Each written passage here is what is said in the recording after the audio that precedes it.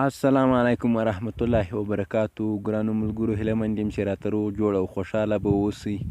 په دغه ویډیو کې به زه تاسو ته وښیم چې څرنګه کولی سو یو د فیسبوک اکاونټ آی ډي له منځه یوسو. که غواړئ چې طریقه ښه زده کړئ نو باید دا ویډیو تر پایه پورې وګورئ او زموږ چینل در سره سبسکرایب کړئ. نو ملګرو، ویډیو خامخا در سره لایک کړئ.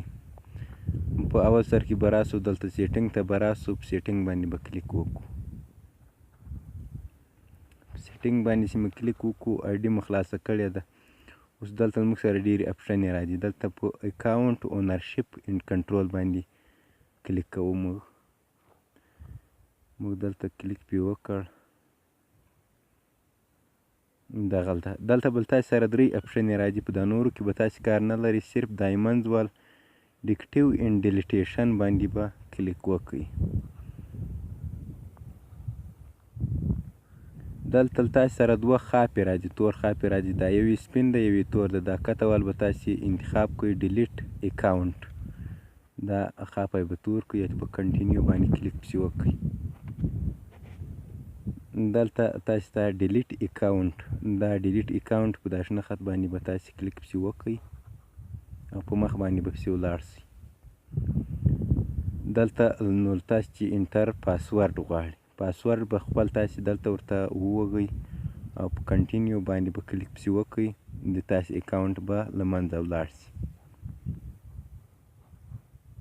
دغه د ما کلیک وکړ. دلته کنفرم پرمونټ اکاونټ ډیلیټیشن. دلته د ملګرو تاسې ته دا معلومات درکړي چې مثال ته که تاسې په 1300 ورځو کې بیرته د آی ډي ایډ کړئ یا چلانده کړئ، اکټیو یې کړئ، د تاسې آی ډي بیرته فعاله کیږي او بیرته کنسل کیږي له ډیلیټه چې.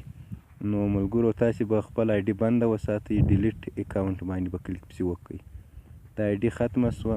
دلته درته لیکلي چې که تاسې چیرې خپل آی ډي په 1300 ورځو کې بیرته خلاصه کړه نو د تاسې آی ډي به بیرته ایډ سي او بیرته به فعاله سي. نو ملګرو، هیله مند یم چې طریقه مو د خوښې وړ ګرځېدلې وي او ویډیو در سره لایک کړئ. ویډیو ملګرو خامخا در سره لایک کړئ.